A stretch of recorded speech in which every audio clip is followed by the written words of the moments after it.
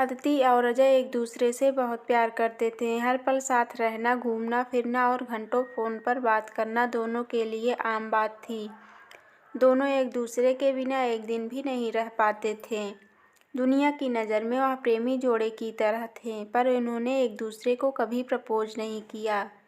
दोनों एक दूसरे को अपना बहुत अच्छा दोस्त समझते थे और ऐसे ही वक्त गुजरता चला गया। दोनों एक दूसरे के साथ इतना खुश थे कि उनको किसी और की ज़रूरत ही नहीं पड़ती थी। हमेशा एक दूसरे के साथ वक्त गुजारा करते थे। एक दिन सुबह से लेकर शाम तक अदिति अजय को कॉल और मैसेज करती रही, पर अजय का कोई रिप्लाई नहीं आया। अदिति बहुत परेशान और बेचैन हो गई। सुबह से उसने अजय को न जाने कितने कॉल और मैसेज किए, पर कोई जवाब नहीं मिला। अदिति को कुछ समझ नहीं आ रहा था कि वह क्या करे। देखते देखते रात के 2 बज गए। अदिति ने न खाना खाया और न उसको नींद आ रही थी। उसके मन में बस एक ही बात घूम रही थी, आखिर अजय उससे बात क्यों नहीं कर रहा था। अदिति ने एक लास्ट मैसेज किया, अगर मैं तुमको इतनी बुरी लगती हूँ तो अब मैं तुमको कभी दोबारा कॉल नहीं करूँगी। इसके बाद भी जब अजय का कोई रिप्लाई नहीं आया तो अदिति ज़ोर ज़ोर से रोने लगी और पता नहीं कब वह रोते रोते सो गई। दूसरे दिन जब अदिति की आँख खुली तब उसने सबसे पहले फ़ोन उठाया और देखा उसमें एक मिस कॉल थी जो अजय की थी। अदिति ने बिना कुछ सोचे समझे तुरंत अजय को फ़ोन लगाई। जैसे ही कॉल रिसीव हुआ वह ज़ोर ज़ोर से चिल्लाने लगी, तुम्हें हो क्या गया है? कल मैंने कितने कॉल और मैसेज किए, तुमने एक का भी रिप्लाई नहीं दिया। तुम समझते क्या हो? और न जाने क्या क्या वह एक ही सांस में बोलती चली गई। अजय ने बड़ी शांति से उत्तर दिया, देखो कल मैं बहुत बिजी था और मैं अब रोज़ रोज़ तुमसे बात नहीं कर सकता। मेरे भी कुछ सपने हैं और मुझे अपने करियर पर फोकस करना है। इतना कहकर अजय ने फ़ोन काट दिया। अदिति के पैरों तले से ज़मीन खिसक गई। वह समझ नहीं पा रही थी आखिर अचानक ऐसा क्या हुआ जो अजय उससे बात नहीं करना चाहता है। वह ज़ोर ज़ोर से रोने लगी। अजय के इस बदले हुए रूप के बारे में उसने कभी सपने में भी नहीं सोचा था।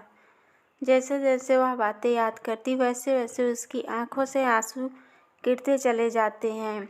अदिति की नज़रों के सामने अजय के साथ गुजारे एक एक पल की तस्वीर ऐसे घूम रही थी जैसे दोनों कल ही मिले हो। पर यह दोनों जानते थे उनका रिश्ता 7 साल से ज़्यादा पुराना है। वह अपने आप को कमज़ोर, अकेला और दुखी महसूस कर रही थी। इससे पहले हर मुश्किल में अजय उसके साथ था, पर इस पर वह अकेली थी और उदास थी। अदिति एक ही दिन में इतनी टूट गई कि वह सुसाइड करने की सोचने लगी। शाम के समय अदिति ने हिम्मत करके अजय को कॉल किया। अजय ने फ़ोन उठाते ही कहा, मैं अभी बहुत बिजी हूँ, तुमसे बात नहीं कर सकता। इतना कहकर फ़ोन रख दिया। अदिति के नंबर से रात 8 बजे अजय को फ़ोन आता है।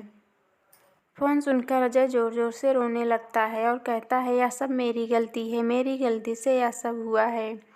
इसका जिम्मेदार बस मैं हूँ। और रोते रोते घर से हॉस्पिटल के लिए निकल जाता है। यह कॉल अदिति की माँ ने किया था क्योंकि अदिति का एक्सीडेंट हो गया था और हॉस्पिटल में अदिति अजय का नाम ले रही थी। जैसे ही अजय हॉस्पिटल में पहुँचता है अदिति की आँख खुलती है और वह कहती है, आखिर मैंने क्या किया जो तुम मुझसे बात नहीं करना चाहते हो? तुम्हारे बिन मैं जीकर क्या करूँगी?